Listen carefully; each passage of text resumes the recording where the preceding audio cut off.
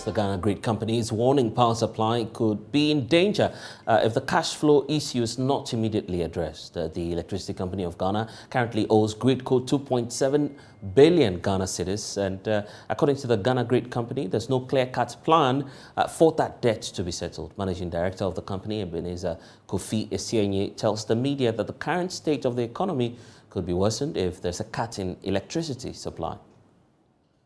ECG and NETCO, about 2.7 billion. Economy is tough. But if we don't have these two, it will worsen the situation. We just had a session with His Excellency, the President of the Republic, and he tasked us. It is either we quickly strategize and jumpstart the economy, or he will boot us out of office. And he did not miss worse. And therefore, we'll be serious with this. We need to turn the economy around fast and quick. It should be a collective decision for all of us. Those who are churning in excessive profit because they have a good that people want, we all need to minimize it, hold our hands together, and move forward. Somebody asked about GRIDCo employment status or what we do to help. I think it had to do with the economy. Kind of, yes, we would love to employ as many as we want. Now, what we do is that with the expansions, we bring in a few, then also attrition. The old people who are going out, we bring people in. Look, when we bring new substations on board, yes, we need operators, we need electrical maintenance, we need line crew, we need PNC, and therefore we'll bring people up as and when. We understand fully, because it's heartbreaking when you find, electrical engineer is finished school, he hasn't got a job. When we finish school, it's not too late, but jobs were available for us. So we need to be conscious of it and make sure our brothers and sisters, sons and daughters also get employment. Our role in rural electrification. In the past, we used to do the shelled wire scheme. We still have a few of them. The shelled wire is, we have a shelled wire that is supposed to conduct lightning to the ground on our towers. We insulated it and used to supply rural loads. Many of them have overgrown their usefulness. In the developed countries, for your house, you have about 3 or 4 access to your house. It's called reliability. First,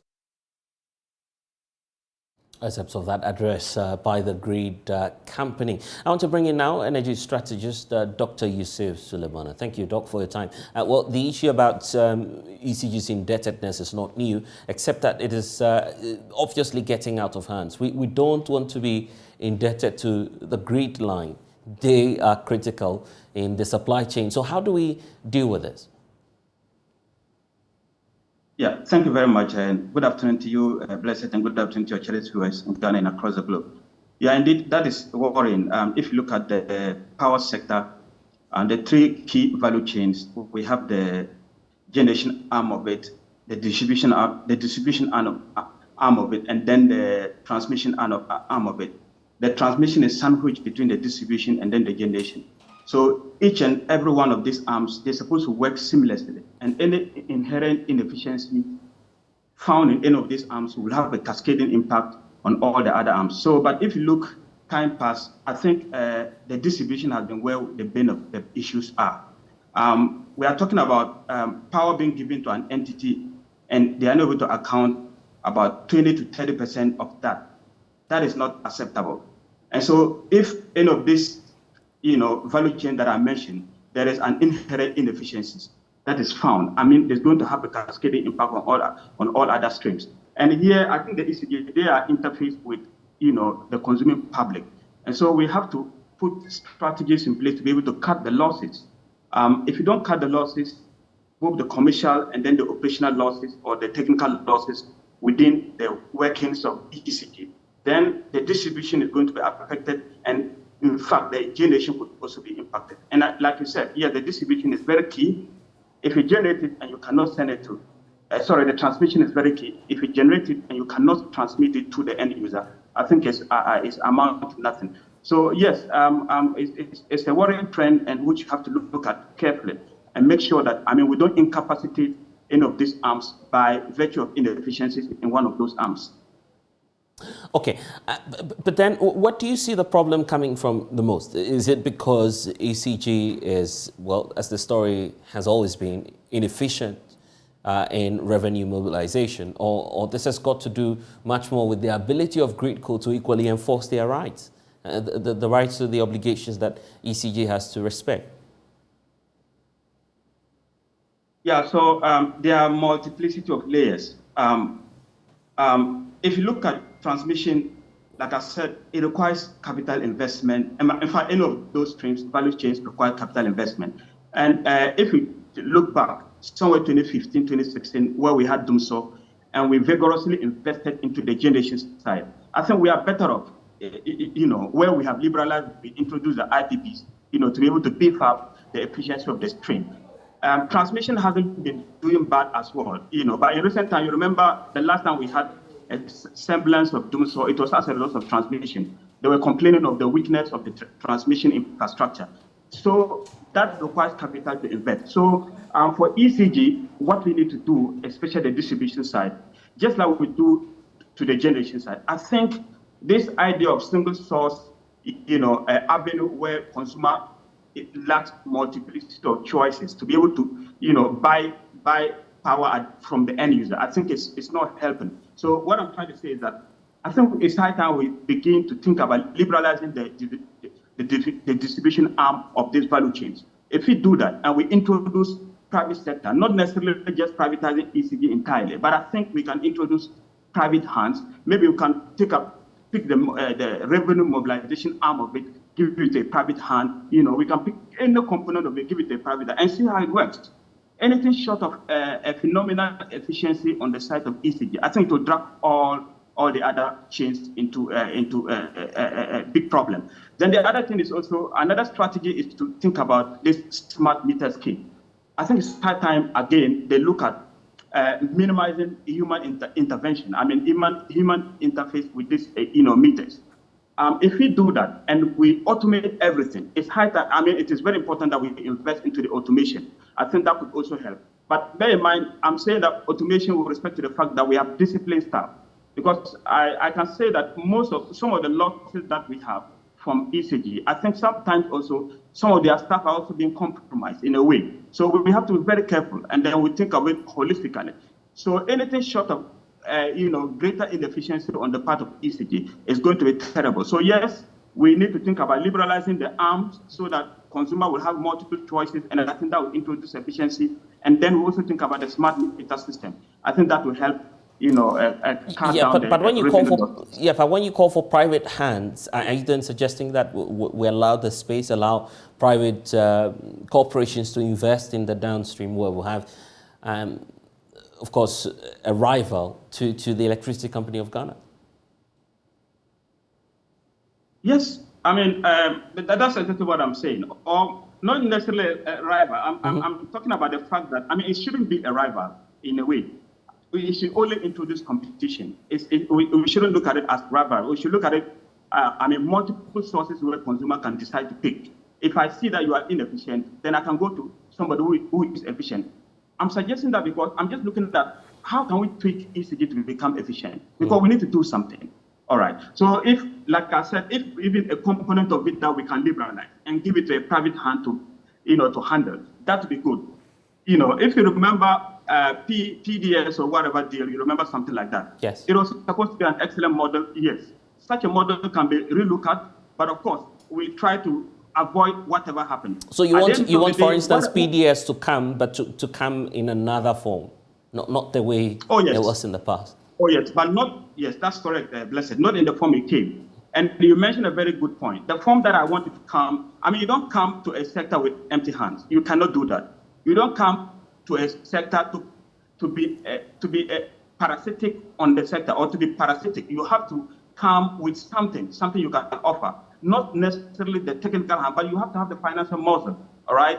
And that is what is required. So the model of PDS was supposed to be excellent, but I think it lacks some key elements. And the key elements is what just what I mentioned. You don't come to feed into the system. So yes, it is good to revisit such a system, but we ensure that whoever is coming has the financial work without the technical ability to improve the value chain of the distribution component of it. And I think if you do that, it's going to help a lot more. And the other right. area that I think the other area that I believe we can do much about is to also liberalize, not liberalize, just to diversify. This is the word I want to use. To diversify, just like we did at the generation, we can diversify, electricity generation furthermore. Number one, we can try to increase, the penetration of renewables. Government can create, enabling environment, to bring in a lot of renewable energy, as in solar.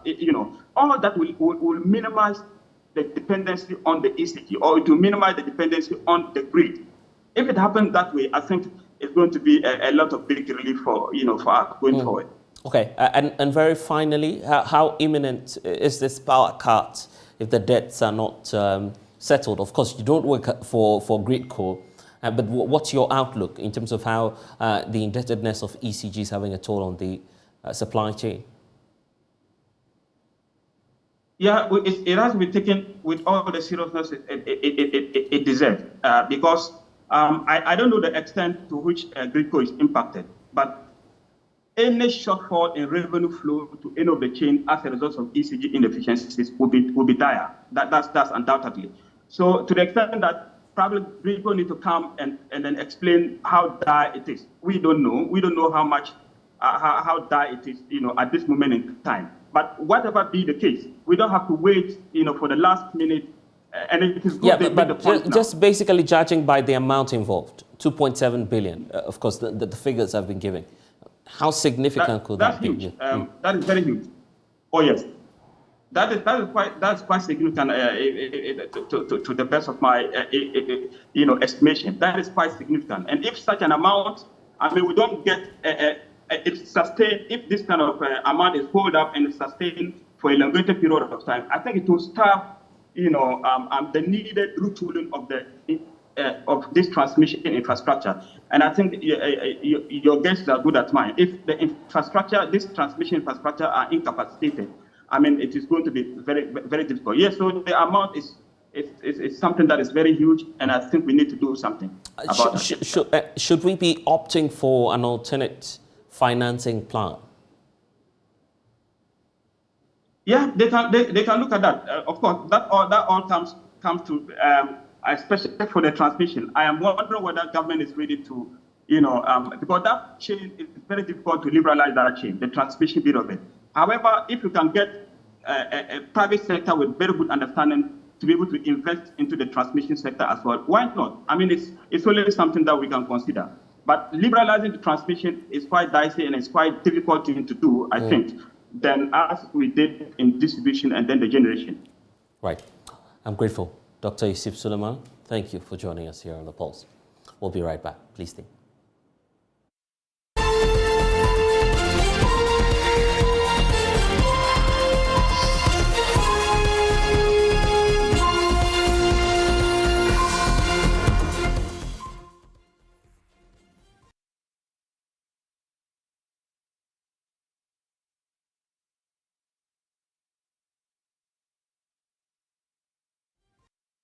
A protest at the University of Ghana earlier today sparked clashes between the police and some aggrieved students who were protesting against the silence of school management, of course, and issues relating to the controversial accommodation policy after a court placed an injunction on the implementation of the residential policy. Now, on January 6th, the aggrieved students sued the university and obtained an interim injunction against the implementation of that policy to revoke the residential status of some continuing students. The Accra High Court ordered the management of the University of Ghana to refrain from revoking that residential status of continuing students of the Commonwealth and Mensa Saba halls. However, in spite of the order from the court, the students say the authorities have refused to let them, of course, stay on campus, contrary to the court order. Eugene Bediako is one of the leading figures of the aggrieved students group.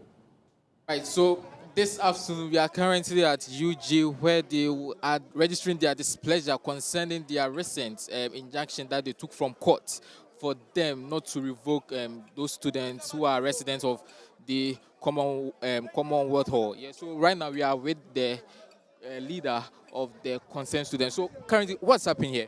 Okay, so what you are seeing here is a group of agitated students.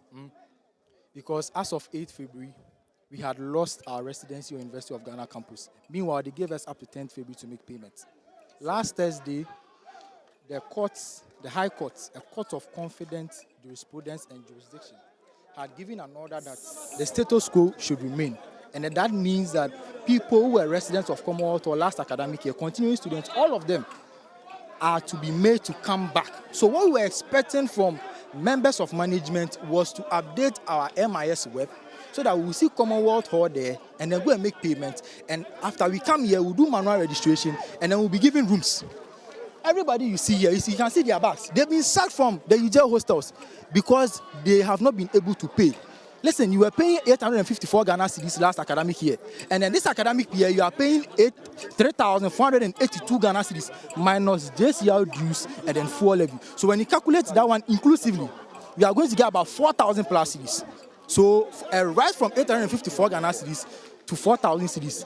Come on, that's like 4 times what we used to pay. And then our demands were simple. We cannot pay. The court has given an order. Take us back. How is that so difficult? So right now, what's the management saying? Clearly, you can see that they brought policemen here to maintain law and order. But what we are seeing here is they preventing us. When the court or when the judge gave his verdict or order, their lawyer was in the courtroom. So ideally, they were supposed to be in the known as to what happened there. So what we're expecting from them was to update our MIS web. Of the ruling. And upon hearing the submission of Maxwell, Kobla Logan, counsel for and on behalf of plaintiff, applicant, and upon hearing Kwabna Adukusi, counsel for and on behalf of the defendant, responded herein. It is hereby ordered. Emphasis here is ordered. It is hereby ordered that the defendant herein is hereby restrained, either by itself, or its officers, or its assigns, or its privies, or its agents, or its workmen, or anybody working under the defendant's instruction from implementing the decision of the defendant resident board meeting held on 26 October 2022 in respect of the residential policy decision affecting all continuous students of Commonwealth Hall, University of Ghana. Please, I capture me. This place is very important. The status quo of the residential status of all continuous students of Commonwealth Hall, University of Ghana, should be maintained. Should be what?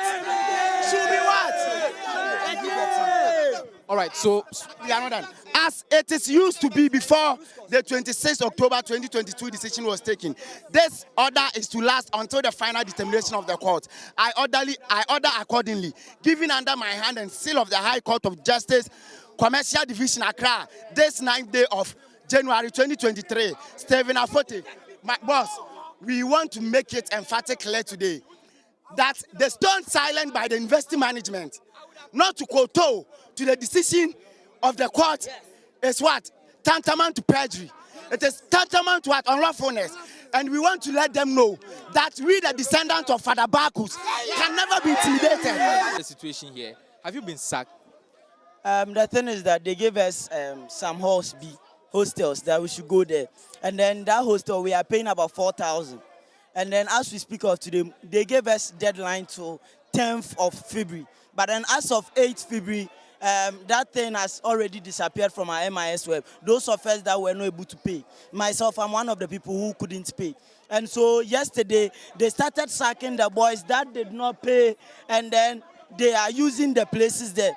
They started sacking them. And so as we speak of today, we've been sacked from that house and we don't know where we are going.